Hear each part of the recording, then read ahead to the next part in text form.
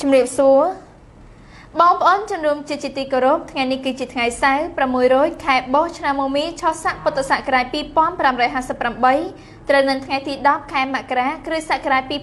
2015នៅពេលនេះសូមអញ្ជើញបងប្អូនជនរួមជាតិតាមដានទស្សនាព័ត៌មានសង្ខេបនៅថ្ងៃនេះដូចតទៅប្រជាពលរដ្ឋភូមិខ្វាខណ្ឌដង្កោរាជធានីភ្នំពេញប្រឈមនឹងភាពអត់ឃ្លានដោយសារអាជ្ញាធរឈូសឆាយផ្ទះរបស់ពួកគាត់ប្រជាពលរដ្ឋរស់នៅភូមិខ្វាសង្កាត់ដង្កោខណ្ឌដង្កោរាជធានីភ្នំពេញកំពុងប្រឈមនឹងភាពអត់ឃ្លានក្រោយពេលដែលកងកម្លាំងប្រដាប់អាវុធចុះមករុយរើឈូសឆាយផ្ទះសម្បែងរបស់ពួកគាត់កាលពីថ្ងៃទី4ខែមករាឆ្នាំ2015ដោយគ្មានសំណងអ្វីទាំងអស់ប្រជាពលរដ្ឋរស់នៅភូមិខ្វាបានឲ្យអ្នកយកព័ត៌មានរបស់ទំព័រ Facebook លោកសំរាំងស៊ីឲ្យដឹងថាពួកគាត់ប្រកបរបរលើបឹងនេះតាំងពីឆ្នាំ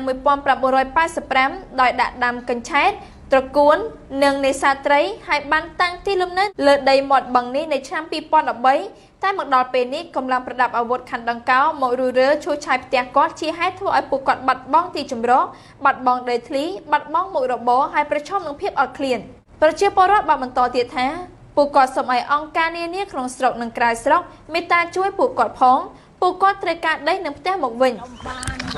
ទទួលគ្រោះថ្នាក់នេះដោយដូនទាំងក្មួយប្រុសក្មួយស្រីដែលបានពន់នាំមកប្រាជ្ញាវល់សមឿនអបាច់ផុនចុះមកវាស់វែងចុះមករុះរើផ្ទះខ្ញុំមិនបានសួរខ្ញុំមកម៉ាត់សោះសូមឲ្យអស់លោកគ្រប់ប្រទេសលោកតំណាងបិទកូនចៅតំណាងឲ្យខ្ញុំផងខ្ញុំបានស្គាល់បានដឹងទេជួយខ្ញុំផងឲ្យខ្ញុំរស់រៀនមានជីវិតខ្មែរឲ្យខ្មែររស់រៀនឃើញមិនលឺផែនដីឯករាជ្យគេមកយាមទាំងយប់គេយាមទាំងថ្ងៃធ្វើបាបប្រជារាស្ត្រណាសូមសម្ដេចលោកជួយដល់កូនចៅផងហើយជួយខ្ញុំផងអស់លោកបានប្រំប្រយមពរាជទៅលោកនៅគ្រប់ប្រទេសគេឲ្យតាំងប្រមាណសូមលោកជួយខ្ញុំផងឲ្យខ្ញុំបានផ្ទះបានដីឲ្យកូនចៅខ្ញុំកូនខ្ញុំ12នាក់គ្រួសារខ្ញុំ19ទាំងគ្រូព្រាម្នាក់កូនកព្រា3គ្រួសារសូមឲ្យជួយខ្ញុំផងសូមរំលឹកថា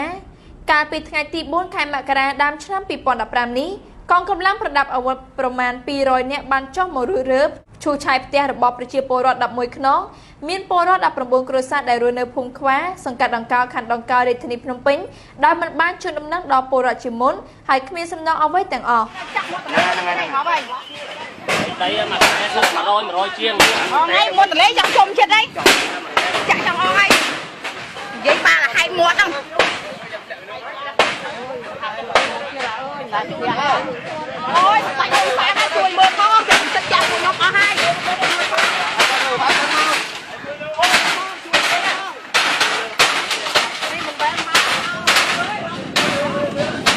មិនហេតុចុះបងឡើងបាក់បាយខ្លួនអូយទូរស័ព្ទបងក្នុងទូរស័ព្ទ2 3ទៅនោះយកចេញមកអស់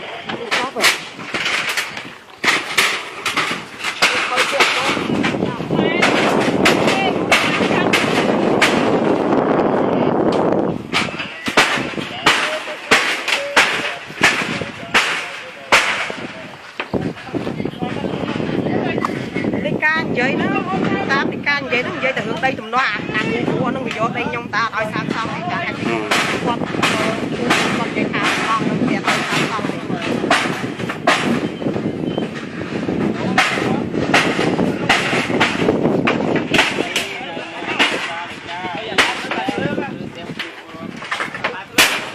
មិនรู้ទេបងបន្តិចហ្មងតែចុះមកកំតិចដោយអត់មានផ្ដាល់តម្លឹងឲ្យសោះ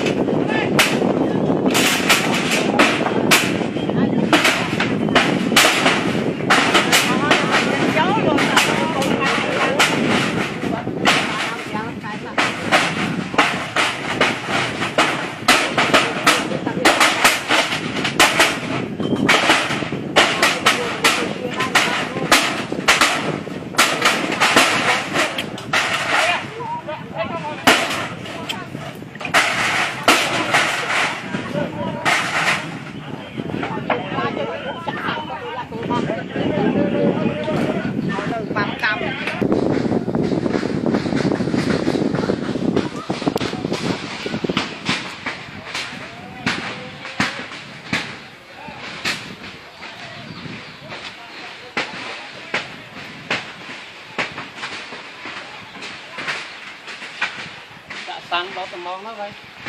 một lai của nó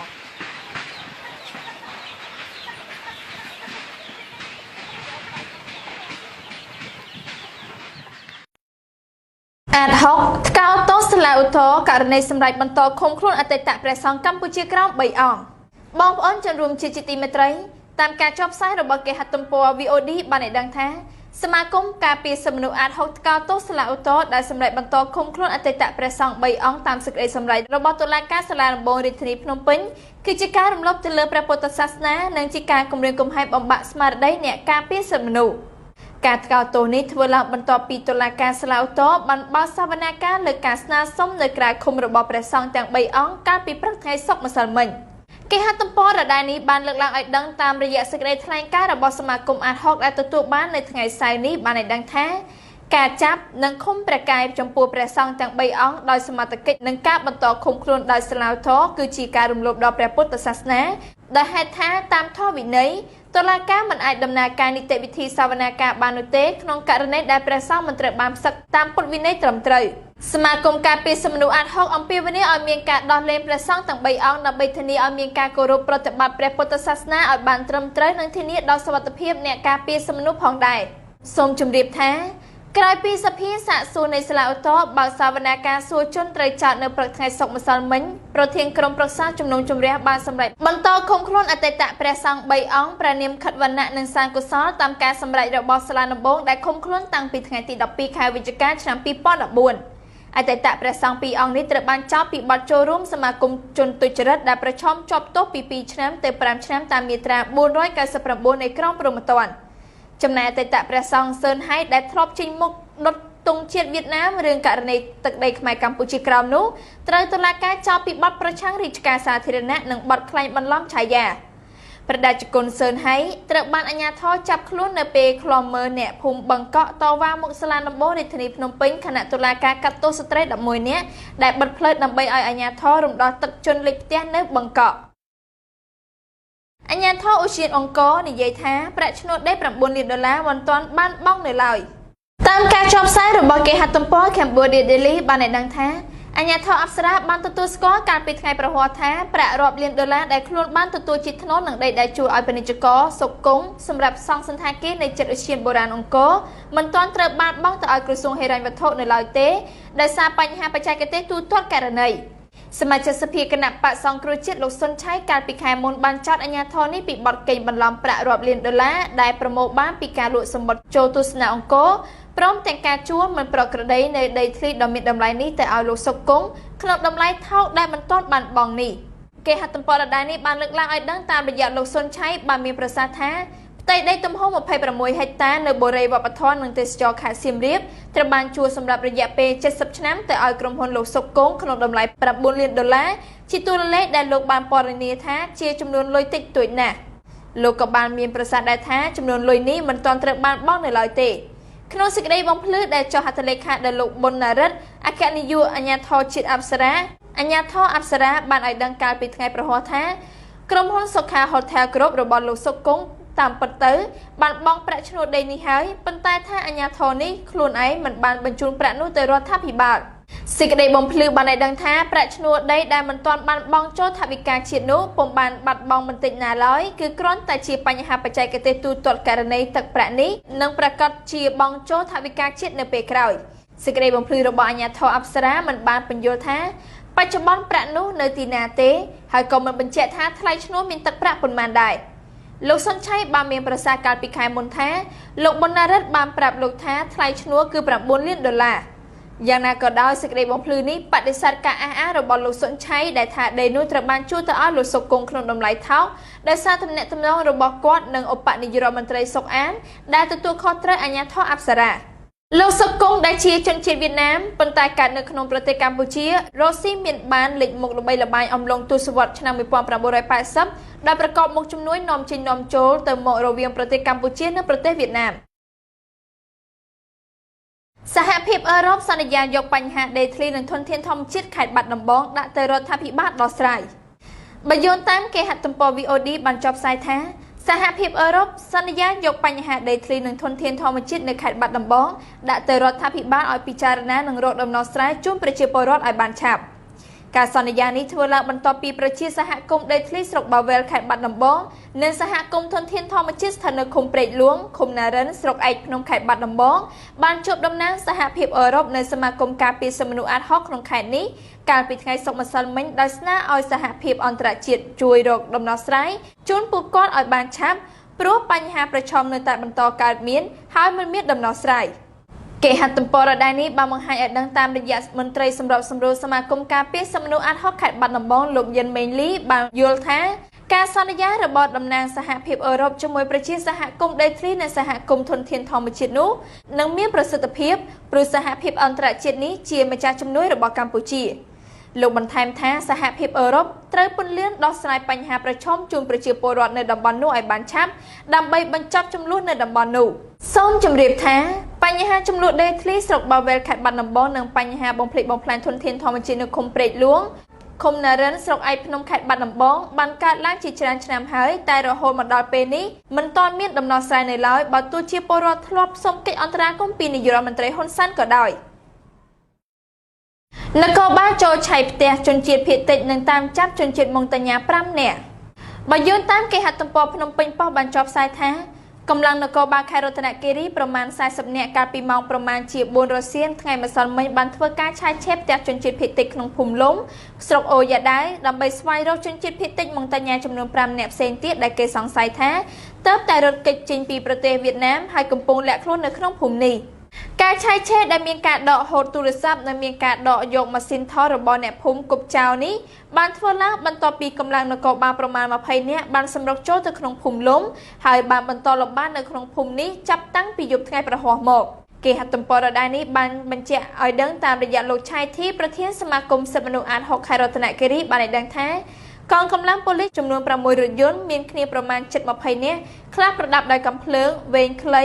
បានជិះចូលក្នុងភូមិលំឃុំប៉ក់ញ៉ៃស្រុកអូយ៉ាដាវនៅម៉ោង9យប់ថ្ងៃទី8ខែមករាដើម្បីស្វែងរកជនភៀសខ្លួនម៉ុងតាញ៉ា5នាក់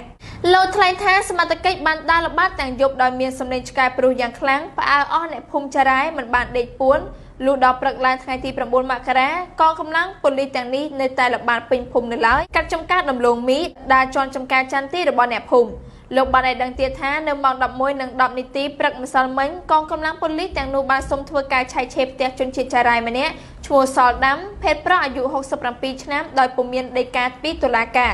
ប៉ុន្តែម្ចាស់ផ្ទះមិនអនុញ្ញាតហើយនគរបាលក៏មិនបានចូលឆៃឆេបដែរប៉ុន្តែនៅម៉ោងប្រមាណជា4រសៀលថ្ងៃម្សិលមិញទើបនគរបាលបានបន្ថែមកម្លាំងដល់ប្រមាណ40នាក់ហើយបានចាប់ផ្ដើមចូលឆៃឆេបផ្ទះប្រជាពលរដ្ឋដោយមានដីកាពីតុលាការលោកបញ្ជាក់ថាប៉ូលីសយកដីកាតុលាការទៅឆៃឆេបផ្ទះពលរដ្ឋពេញភូមិលំនិងដកយកកាមេរ៉ាឈ្មោះសេវញីងគប់ចោលទៅនឹងដីព្រមទាំងដកយកទូរស័ព្ទមួយគ្រឿងទៀតលោកឆៃធីបានបន្ថែមថានេះជាការល្បាតលើកទី2ហើយក្រោយពីមានព័ត៌មាននៃការរត់គេចខ្លួនចេញពីប្រទេសវៀតណាមមកលាក់ខ្លួនក្នុងព្រៃនៃខេត្តរតនគិរីរបស់ក្រុមជនជាតិម៉ុងតាញ៉ា5នាក់ដើម្បីសុំសិទ្ធិច្រកកោនជាជនភៀសខ្លួនកាលពីដើមខែមករានេះដើម្បីគេចខ្លួនពីការចាប់ខ្លួនរឿងជនជាតិម៉ុងតាញ៉ាគោរពជឿសាសនាយេស៊ូគ្រីស្ទនៅប្រទេសវៀតណាមក្រុមជនជាតិម៉ុងតាញ៉ាចំនួន13នាក់ត្រូវបានអង្គការសហប្រជាជាតិជួយសង្គ្រោះក្រោយពីបានលាក់ខ្លួនកាលពីចុងខែតុលានៅក្នុងព្រៃខេត្តរតនគិរីពេលនេះពួកគេកំពុងស្ថិតនៅក្រោមការសម្ភាសបឋមពីខាងនគរបាលអន្តរប្រវេសន៍ក្រសួងមហាផ្ទៃអង្គការសិទ្ធិមនុស្សអាត60កំពុងធ្វើការស៊ើបអង្កេតទាក់ទងទៅនឹងការទទួលព័ត៌មានដែលថាភាគីវៀតណាមបានសន្យាផ្តល់ប្រាក់ដល់សមាជិកកម្ពុជាជាថ្នូរនឹងការរកឃើញក្រុមជនជាតិម៉ុងតាញ៉ា5នាក់ហើយចាប់បញ្ជូនត្រឡប់ទៅវៀតណាមវិញដោយក្នុងម្នាក់នឹងទទួលបានប្រាក់$1000លោកឆៃធីនិយាយថា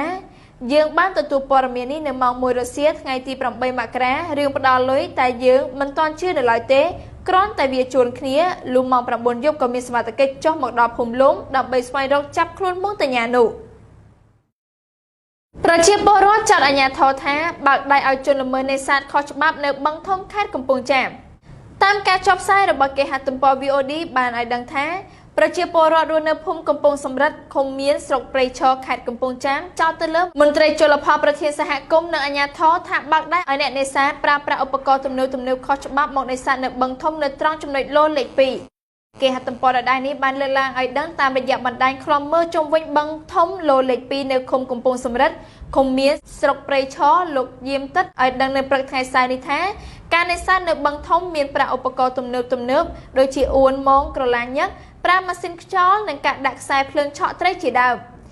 លោកបន្តថាឧបករណ៍ដែលអ្នកនេសាទប្រើទាំងនេះគឺខុសច្បាប់តែមិនមានមន្ត្រីពាក់ព័ន្ធចោះអន្តរាគមន៍នោះទេដោយសារតែមន្ត្រីជលផលប្រធានសហគមន៍និងអាជ្ញាធរបើកដៃនិងខົບខិតជាមួយអ្នកនេសាទទាំងអស់នោះមន្ត្រីជលផលនៅខេត្តកំពង់ចាមលោកសានីមានប្រសាសន៍ថាកន្លងមកបញ្ហាការនេសាទខុសច្បាប់នៅបឹងធំលោលេខ2នេះគឺសមត្ថកិច្ចធ្លាប់ជាប់បង្ក្រាបមួយសារហើយឃើញថាមួយរយៈមកនេះគឺមិនសូវសម្បូរការនេសាទខុសច្បាប់ដូចជាពេលកន្លងមកនោះទេលោកយាមទឹកឲ្យដឹងថាបឹងធំមានទំហំ48ហិកតាស្ថិតនៅក្នុងស្រុកចំនួន3គឺស្រុកកំពង់សៀមស្រុកព្រៃឈរនិងស្រុកកងមាសក្នុងខេត្តកំពង់ចាមបឹងនេះជាកន្លែងដែលប្រជាពលរដ្ឋអាស្រ័យផលដោយការប្រើប្រាស់ទឹកនិងនេសាទសម្បទានចំនួន2របស់លោកទ្រីភិបស្ថិតក្នុងចំណោមសម្បទានដីសេដ្ឋកិច្ចចំនួន26ដែលត្រូវបានលុបចោលនៅក្នុងឆ្នាំ2014តាមការចុះផ្សាយរបស់គេហទំព័រ Cambodia Daily បានឲ្យដឹងថាក្រសួងបរិស្ថានបានប្រកាសកាលពីម្សិលមិញថាខ្លួនបានលុបចោលសម្បទានដីសេដ្ឋកិច្ចចំនួន26ដែលគ្របដណ្ដប់លើផ្ទៃដីទំហំ